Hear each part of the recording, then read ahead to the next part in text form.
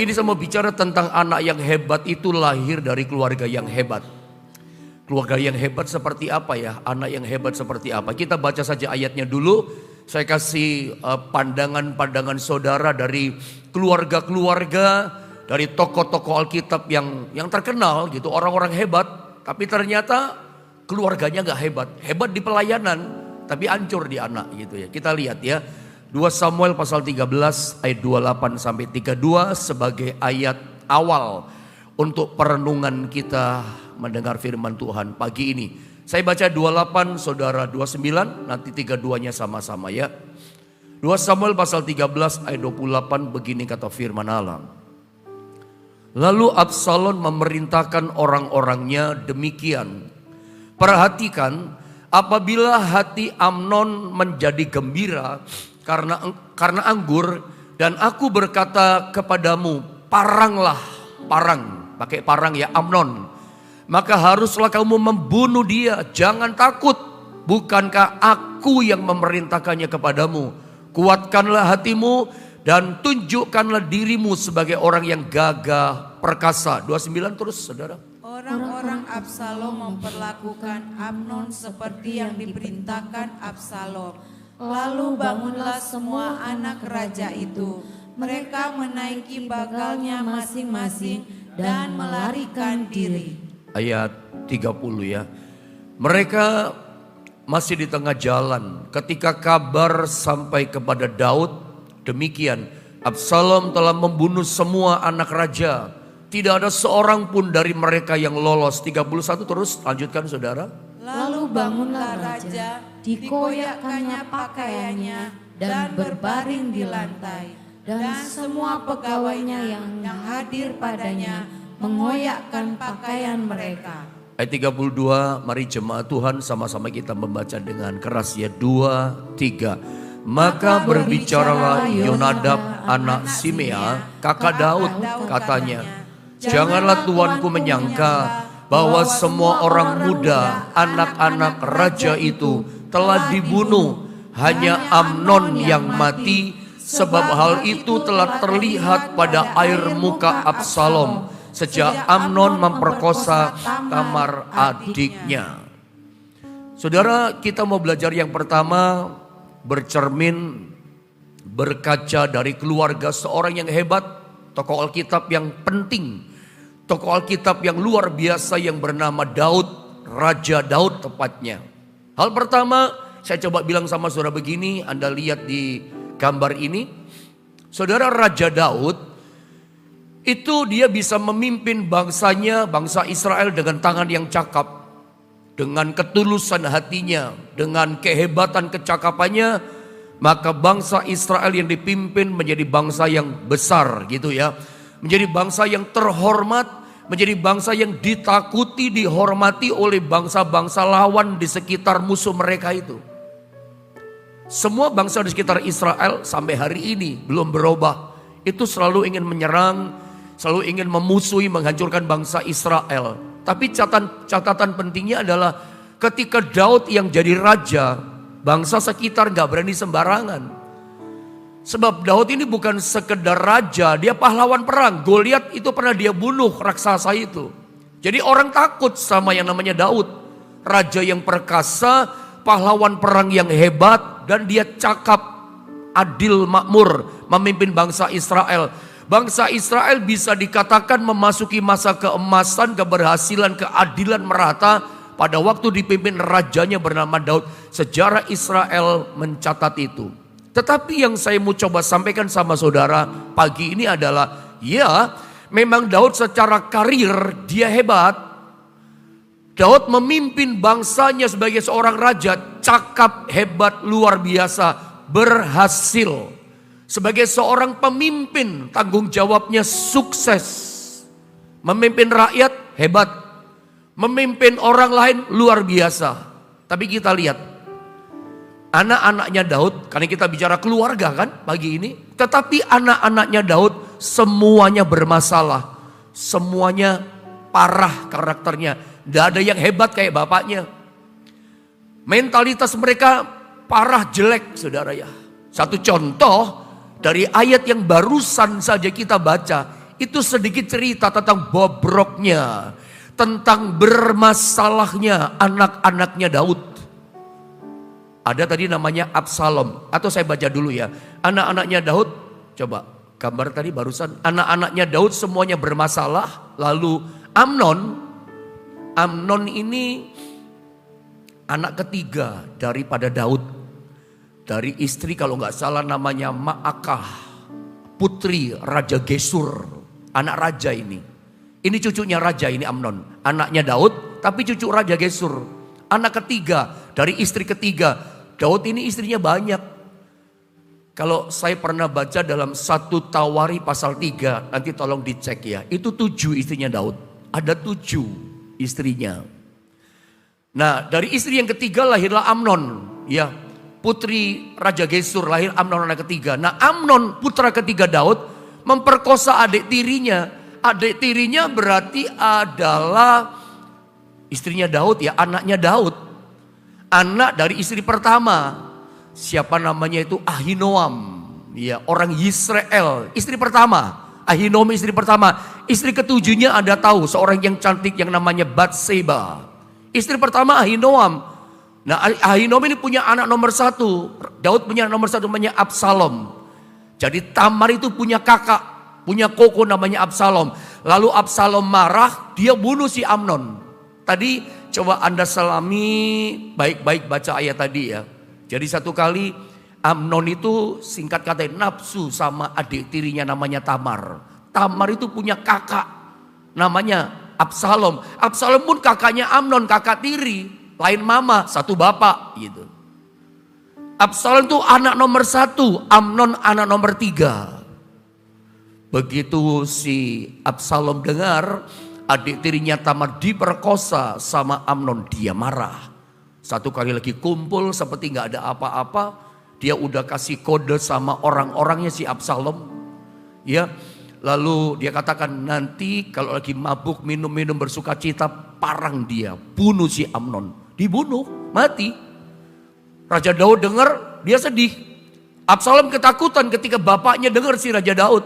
Dia melarikan diri. Anda tahu kemana dia melarikan diri? Ke kakek raja, kakeknya Raja Gesur. Pergi ke Gesur, kakeknya seorang raja. Ke sana dia lari. Daud si bapaknya. Daud ini kan papanya. Dia nggak cari itu anaknya si Absalom. Heran si Daud ini saudara ya. Nggak dicari. Malah yang mempersiapkan penjemputan panglimanya. Ya dijemput, dipersiapkan dari jemput di Gesur, bawa kembali pulang ke Israel. Dan ternyata begitu nyampe di kota Raja Yerusalem, ini anak berontak sama bapaknya. Anda tahu cerita itu ya Absalom. Pemberontakan Absalom. Didongkel bapaknya dari tahtanya, diusir dari istananya. Ya dalam, coba Anda baca sepanjang sejarah Alkitab, sepanjang sejarah bangsa Israel maksud saya. Tidak ada ceritanya ya, cuman cerita keluarga Daud yang aduh kok parah banget ini keluarga Daud.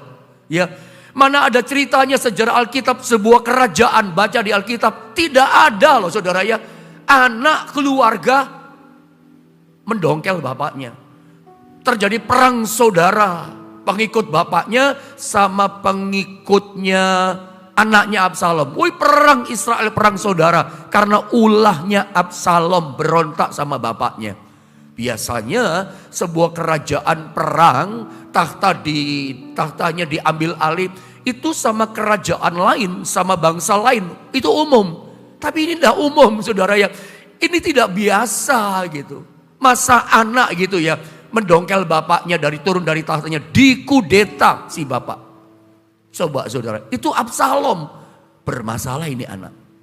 Nanti ketika dia perang, bapaknya itu sayang sama Absalom. Anda jangan ngomong dia gak sayang. Dia udah pesan sama Yoab. Dia udah pesan sama tentara. Jangan apa-apakan anakku ya Absalom. Lagi perang nih saudara. Makanya Daud gak pernah diajak perang sama tentaranya. Karena dia nanti akan kompromi. Gak mungkin dibunuh anaknya. Memang Daud cinta kok, dia pesan jangan apa-apakan anakku. Bersikap lunak lah. Itu bahasanya. Bersikap lunak ya. Yoab sama anakku jangan dibunuh. Tapi Yoab ini kelewatan. Nanti zamannya Salomo dibunuh ini Yoab sama Salomo. Itu pesannya Daud. Pengkhianat ini orang ternyata. Dibunuh anaknya gak dengar kata raja. Begitu si Absalom naik bagal semacam keledai, tersangkut lehernya di pohon. 3 tombak bersarang di dadanya Absalom. Dibunuh sama Yoab, 3 lembing, prak, prak, prak, 3. Mati si Absalom, saudara. Bukan cuma itu. Nanti setelah Amnon anak ketiga mati, Absalom mati. Yang jadi anak sulung kemudian adalah Adonia. Adonia berontak lagi, adiknya Absalom. Berontak lagi sama si Daud. Bapaknya terusir lagi. Coba saudara, Anda lihat ya, keluarga Daud seperti ini keadaannya. Makanya ketika terjadi seperti itu, penasihat Raja Daud berkata gini, sudah cepat tunjuk penggantimu. Sebelum Adonia berontak lebih lagi, tunjuk penggantimu Salomo. Dan lihat gambar ini, memang satu-satunya yang dianggap baik, ya itu adalah Salomo. Tapi kita tahu kekurangan Salomo apa? Salomo itu 1000 istrinya. 1000 istrinya. Kapan dia istirahatnya Salomo? Nggak usah dibahas. Itu urusannya Salomo, saudara ya. Istrinya 1000. 700 istri dari kaum bangsawan, 300 dari rakyat jelata gundiknya. Tapi itu pun disebut Alkitab satu-satunya anak yang lebih baik dibanding semuanya. Tapi kenyataannya 1000 istrinya. Bahkan berakhir kehidupan Salomo, kita tidak bisa menghakimi. Anda jangan tanya apakah Salomo masuk surga atau tidak, saya nggak tahu. Itu urusan Tuhan. Siapa tahu ketika nafas terakhir dia bertobat. Kita tidak mengerti. Tapi memang di akhir kehidupan masa tua Salomo, dia tinggalkan Allah, dia menyembah berhala. Tidak kayak bapaknya setia taat sama Tuhan. Dengan cepat saudara ya, pertanyaannya begini. Kenapa ya? Anda kan pasti bertanya kan, Daud ini orang hebat loh. Man of worship. Seorang penyembah. Seorang yang dekat sama Tuhan. Seorang yang cinta Tuhan. Dan Tuhan pun jatuh cinta sama dia. Berkali-kali dia gak peduli. Tuhan berkata ini, aku telah bertemu dengan seorang yang berkenan di hatiku. Kamu ngomong apapun aku gak peduli. Aku cinta sama dia. Daud itu orang yang dekat sama Tuhan. Tahu hatinya Tuhan, ngerti kesenangannya Tuhan. Makanya Tuhan berkata begini, aku sudah bertemu dengan orang yang berkenan di hatiku. Itu Daud. Orang kesayangan Tuhan itu Daud kalau Anda tahu.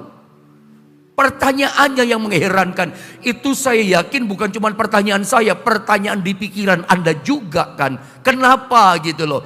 Daud orang yang hebat di karir. Sebagai penyembah, hebat. Sebagai pemain kecapi, ya dia hebat. Sebagai seorang raja, karirnya di puncak, luar biasa. Tetapi kenapa dia tidak hebat di anak-anaknya? Anaknya semuanya bermasalah, parah anaknya. Sedih kan denger ini. Ada kalau dengar cerita ini sedih ya. Saya aja yang mengajarkan sedih, kok bisa ya, kok bisa ya. Ada tahu persoalannya di mana? Kenapa bisa begitu? Kenapa seorang yang hebat seperti Daud di karir, tapi tidak hebat di anak-anak? Sebagai seorang pelayan Tuhan, dia hebat, tapi tidak hebat di anak-anak. Masalahnya di mana?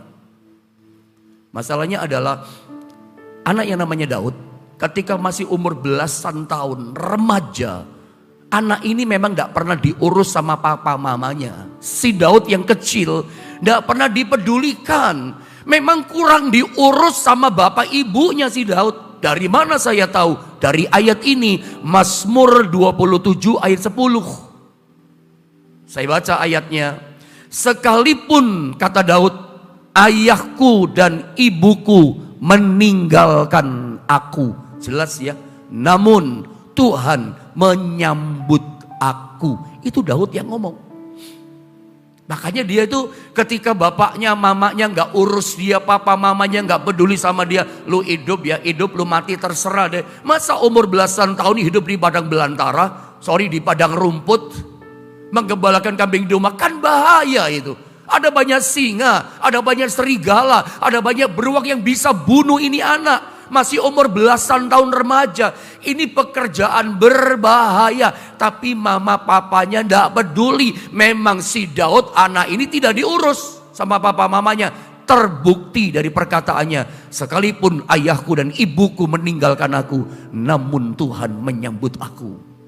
Makanya hiburannya Daud, Tuhan adalah gembalaku. Tuhan setia gak pernah tinggalkan aku. Daud itu ternyata gak pernah dapat didikan yang bagus dari papa mamanya. Makanya dia bingung, tidak ngerti bagaimana cara mendidik anak. Absalom saja yang lari ke kakeknya Raja Gesur, dibiarin sama Daud, nggak dijemput. Dia nggak peduli juga rupanya dengan pendidikan anak-anaknya. Tidak ada waktu kebersama dengan anak-anaknya. Dari sini saya tangkap sesuatu. Kedekatan kita orang tua dengan anak itu penting loh. Kualitas waktu sama anak, quality time itu penting sama anak. Walaupun cuma makan bersama. Ya, walaupun cuma makan bersama, walaupun cuma nganter sekolah. Itu kadang penting loh. Bahkan sangat penting, bukan kadang. Saya saja sudah seumur begini, tiap kali saya pergi ke Bali misalnya lagi libur gitu ya. Tempat-tempat tertentu yang saya pernah kunjungi sama papi saya udah meninggal masalahnya. Itu saya masih ingat ngomong sama anak saya sama istri, ingat papi ya di sini. Karena waktu digandeng sama anak saya, papi saya gemuk, jalannya juga susah, sempat jatuh tapi nggak sampai brok gitu ya. Karena yang gandeng waktu itu saya masih di dalam, tahu-tahu si gandeng sama anak saya masih nomor 1, masih belum berapa kuat, belum besar, itu jatuh. Setiap di tempat tertentu ingat papi, ketika di sini ingat papi. Udah segede gini. Anda kalau ajak makan bareng saja sama anak saudara di satu tempat ya. Itu anak saudara atau liburan di mana, nggak harus keluar negeri. Liburan di mana saja, waktu bersama dengan anak. Itu anak pasti ingat, dulu pernah di sini sama papa mama. Dulu pernah makan di sini kesukaan papa mama. Dulu kita makan bareng. Anak itu ingat loh. Kelihatannya sepele ya kebersama dengan anak. Tapi itu ada pendidikan ada di situ. Kedekatan itu membentuk mentalitas. Jangan sampai anak kita nggak urus. Anda kerja terus nggak ada waktu untuk anak. Silakan anak saudara nanti. Silakan Anda kerja, silakan Anda sibuk. Tapi Anda punya tanggung jawab titipan dari Tuhan anak-anak saudara. Jangan cuek. Rupanya Daud bingung, nggak ngerti cara mendidik anak. Karena ternyata dia pun nggak dididik dengan baik sama bapak ibunya. Nggak diurus. Dan terbukti dia nggak bisa ngurus anak. Saya kasih pandangan yang lain. Kita lihat berikutnya tentang Nabi Samuel. 1 Samuel pasal 8 itu mencatat. Samuel itu sebetulnya salah satu nabi besar di perjanjian lama. Itu namanya Samuel. Seorang nabi pelihat yang hebat. Setiap perkataan nabi itu dituruti, diikuti sama raja. Rakyat Israel pun harus mengikuti perkataan Nabi Samuel. Perkataan Samuel seperti perkataan Tuhan Allah sendiri. Raja pun kalau punya kesulitan, datang ke siapa? Datang sama Nabi Samuel. Minta petunjuk sama Nabi Samuel. Ini nabi yang hebat. Ini nabi yang diurapi Tuhan. Ini nabi yang dalam tanda kutip pelayanannya, karirnya dia sukses, berhasil, dihormati, berwibawa, dan seterusnya, dan seterusnya. Hebat ini nabi. Tapi kalau kita lihat anak-anaknya, orang Jawa katakan sami mawon, sama saja kayak Daud. Gak terurus anaknya. Rupanya Samuel hanya sibuk pelayanan, ngurusi raja, ngurusi rakyat, ngurusi ibadah. Anaknya gak terurus. Bingung juga si bapak Samuel, si Nabi Samuel ngurusin anaknya. Gak bisa dia. Dia pecus ngurusi pelayanan, hebat. Tapi gak pecus ngurusi anak, rusak anaknya. Dari mana kita tahu? Ayat ini yang mengatakan 1 Samuel pasal 8 ayat 1-3. Saya baca saja ya, perhatikan firman Tuhan. Dikatakan begini. Setelah Samuel menjadi tua, sudah tua sang nabi, diangkatnya lah anak-anaknya laki-laki menjadi hakim atas orang Israel. Menggantikan dia berarti. Karena Samuel itu nabi, imam, dan kemudian jadi hakim dia. Pemimpin atas Israel. Sebelumnya itu hakim kan. Nama anaknya yang sulung ialah Yoel. Ini beda dengan Joel satunya lagi yang bernubuat dipakai Tuhan pada masa kekeringan. Ini Yoel anaknya Nabi Samuel. Dan nama anaknya yang kedua ialah Abia. Keduanya menjadi hakim di Berseba. Ayo sama-sama kita baca jemaat Tuhan. Coba baca sama-sama ayat 3 ya. Baca semua, ikuti komando saya di rumah. Ucapkan firman Tuhan. 2, 3. Tetapi anak-anaknya itu tidak hidup seperti ayahnya. Mereka mengejar laba, menerima suap, dan memutarbalikkan keadilan. Parah anaknya. Memutarbalikkan keadilan ini kan parah dong. bener jadi salah, salah jadi bener. Yang penting duitnya mana, yang penting suap. Waduh, parah mentalitasnya. Anak model apa ini? Anak bikin malu ini. Anaknya siapa? Kalau kita telusuri, anaknya Nabi Samuel yang terhormat. Anaknya seorang Nabi Samuel yang terkenal, terhebat di Israel. Ditakuti perkataannya, diikuti perkataannya. Tapi anaknya bobrok, anaknya parah. Kok bisa begitu? Pertanyaannya kembali seperti pertanyaan Daud. Kenapa ya? Bapaknya karirnya hebat, pelayanannya hebat sebagai seorang nabi dan imam. Tapi kenapa anaknya bermasalah? Kenapa anak-anaknya mentalitasnya buruk dan parah? Apa sebabnya? Anda tahu apa sebabnya? Baca di rumah nanti ya. 1 Samuel pasal 1 ayat 1 sampai ke bawah. Anda akan ketemukan begini. Samuel itu tidak pernah dididik oleh ayah ibunya. Loh, maksudnya bagaimana? Begitu Samuel dilahirkan oleh ibu Hana, ya, papanya Elkana kan namanya. Elkana bapaknya, ibunya Hana, lahirlah Samuel kecil. Begitu Alkitab katakan lepas sapi. Jelasnya lepas sapi itu umur berapa ya ibu-ibu ya? Anda yang tahu. 5 tahun, 6 tahun. 6 tahun ketuaan sudah 6 tahun. Berapa ya umur di sapi ya? Pokoknya cerai susu, lepas susu dari mamanya. Ini dibawa di rumah Tuhan. Didiknya di rumah Tuhan. Siapa yang mendidik Nabi Samuel? Imam Eli. Pendeta yang dididik dia di rumah Tuhan. Jadi bukan mamanya yang didik. Bukan papanya si Elkana atau ibu Hana mendidik. Itu mungkin umur berapa ya? Saya ngomong nanti salah lagi. Ya, umur berapa sih cerai susu itu sapi? Ya mungkin berapa, 5, 6 atau berapalah. Kira-kira seperti itulah umurnya. Jadi masa kecilnya, masa emas. Ya, itu yang didik adalah Nabi Samuel. Jadi yang didik adalah Imam Eli si Samuel ini. Jadi saya berani berkata dari kisah Nabi Samuel ini yang didik di rumah Tuhan. Saya berani berkata statement begini, anak-anak hebat itu bukan dididik di gereja loh saudara ya. Kalau saudara ingin anak-anakmu hebat, jangan cuma dititip di gereja, nggak bisa. Anak-anak yang hebat itu bukan dilahirkan di gereja. Anak-anak yang hebat itu bukan dilahirkan di sekolah yang top, sekolah favorit di kota ini, di luar negeri, di sana, bukan. Seringkali Anda salah berpikir, anakku akan jadi hebat kalau sekolahnya luar negeri. Ya lesnya apa, titelnya apa, S2, S3. No, saya katakan. Anak yang hebat itu lahir dari keluarga papa mama yang hebat juga. Didikan siapa? Didikan papa mamanya. Karena mayoritas anak kita di mana? Di rumah harusnya. Ada masa pendidikan sebelum dia menikah ketemu jodohnya. Samuel itu bingung mendidik anak. Karena dia didikan jebolan di gereja.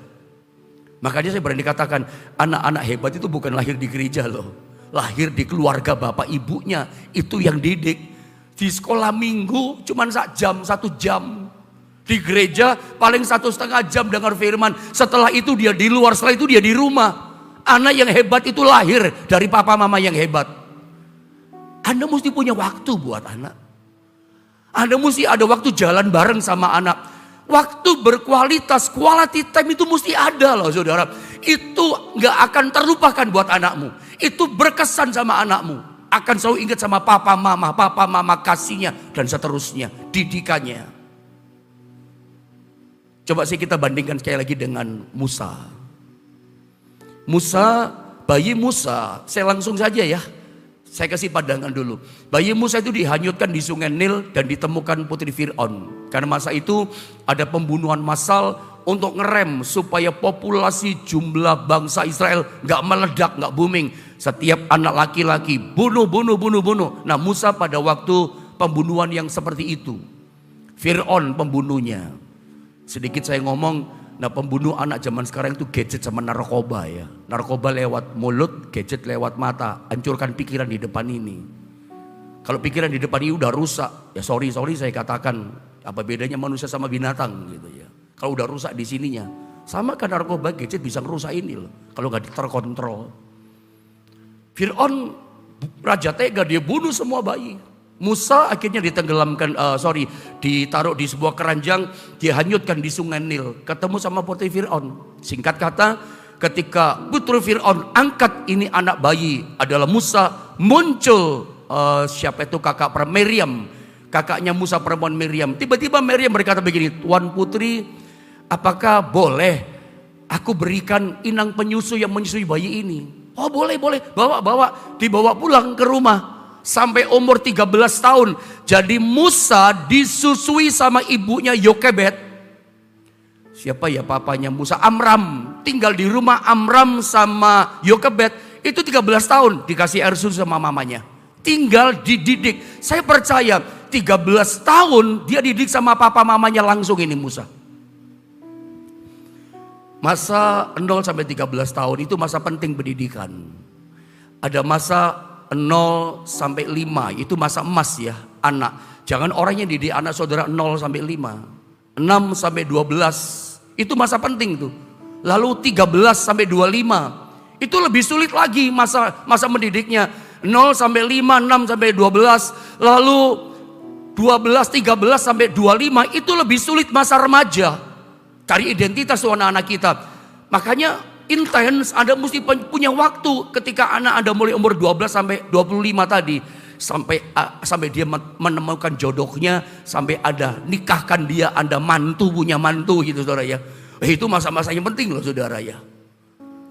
Makanya Musa, karena dia lahir dalam didikan keluarganya 0 sampai 13 tahun. Musa beda loh. Begitu umur 13 tahun sekian, dia dibawa ke Mesir dalam didikannya Mesir. Lihat satu ayat dengan cepat supaya bisa menyelesaikan khotbah ini. Ibrani 11, 24 sampai 25. Ini hasil didikan papa mamanya. Makanya dia punya prinsip. Meskipun sempat dididik sama istana Mesir, tapi ada prinsip-prinsip yang tidak hilang diajarkan Amram dan ibu Yokebed. Prinsipnya apa? Lihat. Karena iman, maka Musa setelah dewasa menolak disebut anak putri Fir'aun. Karena dia ngerti, kamu Yahudi loh, kamu orang Israel. Dari mana dia tahu? Dari bapaknya lah, dari mamanya lah. Karena ia lebih suka, karena iman. Jadi rohnya kuat. 13 tahun di rumahnya, itu imannya dididik. Pesan saya, mama-mama yang masih muda, anakmu dalam kandungan kah? Atau anakmu umur 1 bulan, 2 bulan, 3 bulan. Saudara, mama sama papa yang masih muda, jangan kamu anggap anakmu gak ngerti apa-apa. Belum nyampe Pak Pendeta, belum ngerti otaknya. Ngerti. Kasih tahu sama dia, Tuhanmu Tuhan Yesus loh. Kasih tahu sama dia. Ya, Tuhanmu siapa namanya? Hei Peter, Tuhanmu Tuhan Yesus loh. Tuhan itu berkuasa loh. Satu kalimat jangan dikhotbahin. Satu kata saja. Saya katakan stop ya mama. Jangan berkata, tapi Pak Pendeta gak ngerti. Saya katakan, engkau diurapi Tuhan, ngerti anakmu. Ngomong saja. Jangan berkata 1 bulan yang ngerti. Dalam kandungan saja ngerti kok. Ngomong saja. Ini loh hasilnya Musa loh hasilnya. Ya. Ketika dia dewasa dengan prinsip iman, karena dia lebih suka menderita sengsara dengan umat Allah daripada untuk sementara menikmati kesenangan dari dosa. Gak mau dia menikmati kesenangan Mesir tapi dosa. No, kok rohnya bisa kuat, imannya kok kuat. Padahal kan didikan Mesir, di istana Mesir, rohnya udah ditanam imannya sama bapak ibunya. Lo penting loh. Makanya dengarkan saya, anak yang hebat itu bukan lahir di gereja. Anak yang hebat itu bukan lahir di sekolah yang top favorit. Salah Anda. Anak yang hebat itu jebolan lahir dari keluarganya, dari papa mama yang hebat. Ada satu nasihat Musa buat bangsa Israel. Saya mau selesaikan di sini dengan beberapa menit yang ada. Tapi ini inti yang penting. Jangan beranjak dulu dari tempat dudukmu. Tapi saya udah gak punya anak kecil Pak. Ya engkau jadi engkong, jadi emak, jadi opa omah. Kamu kan punya anak, punya cucu. Ajari ini. Ya. Musa, saya yakin ini ajaran Musa ini, dan prinsip ini yang Musa ajarkan pada Israel. Ini pasti ajaran dari bapak ibunya. Musa ngomong gini, apa yang ku perintahkan, kunya huruf kecil. Jadi Musa yang ngomong, apa yang ku perintahkan kepadamu pada hari ini, haruslah kau perhatikan. Kita mesti perhatikan, Israel mesti perhatikan. Apa sih perintahnya Musa?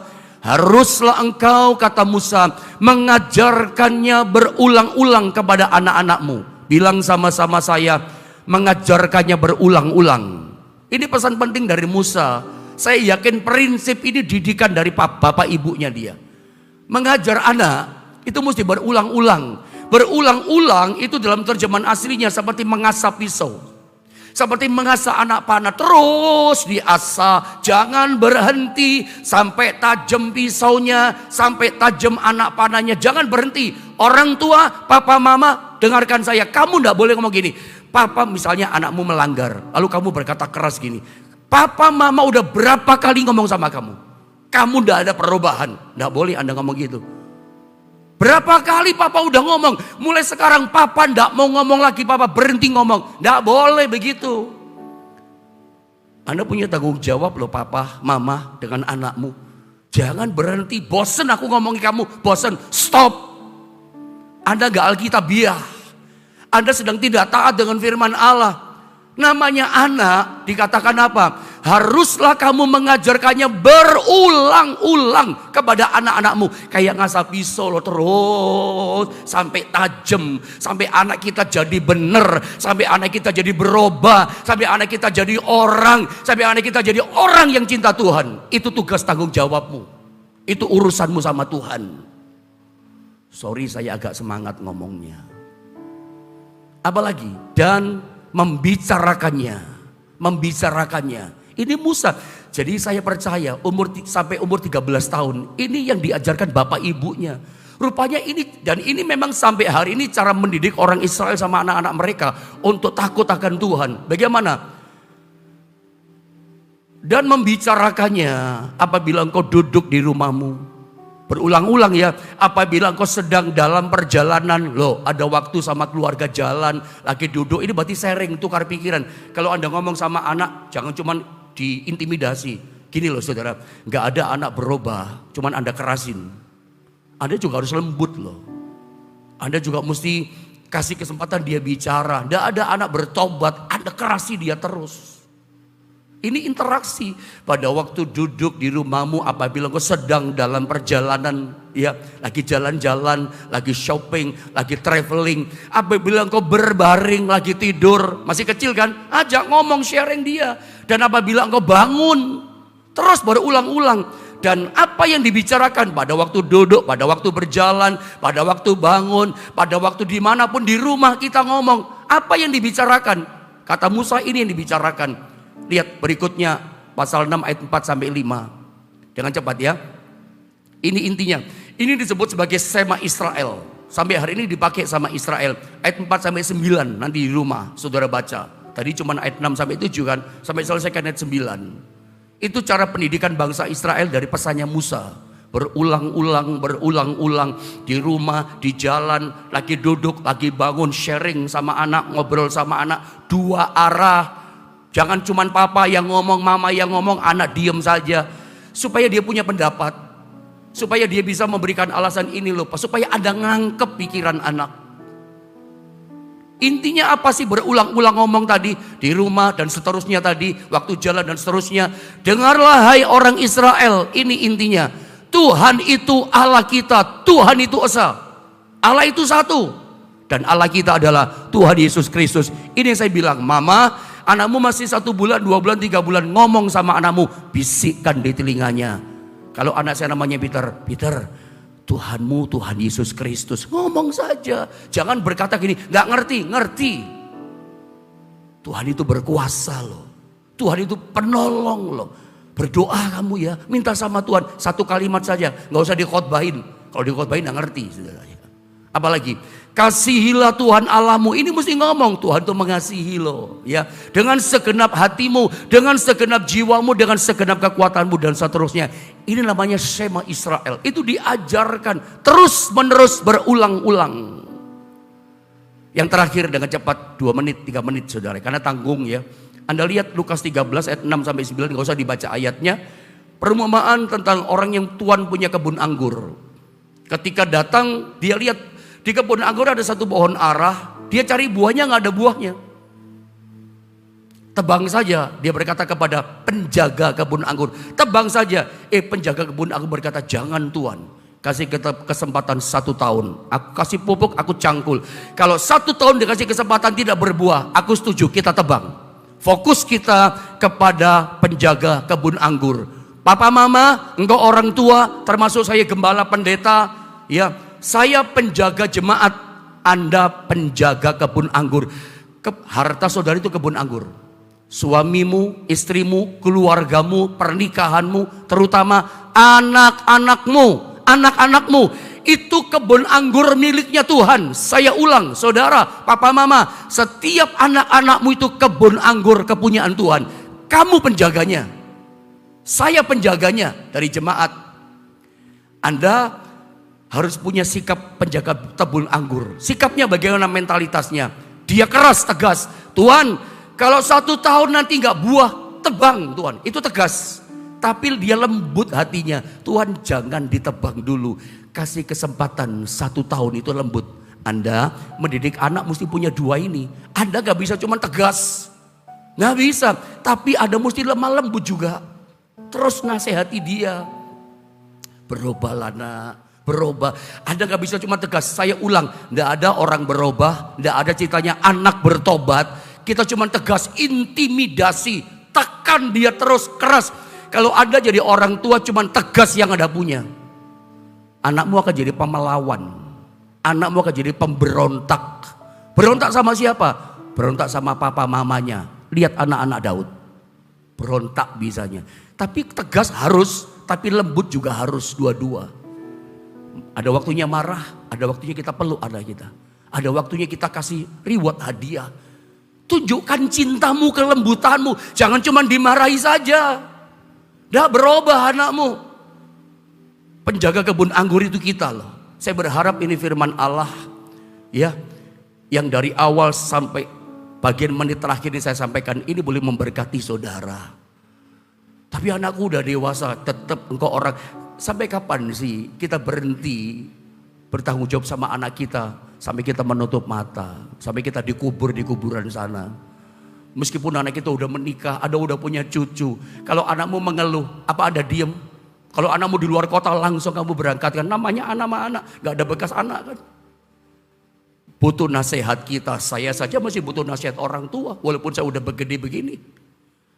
Bersyukur kita masih punya orang tua yang bisa nasihati kita. Anak, dengar, hormati orang tuamu.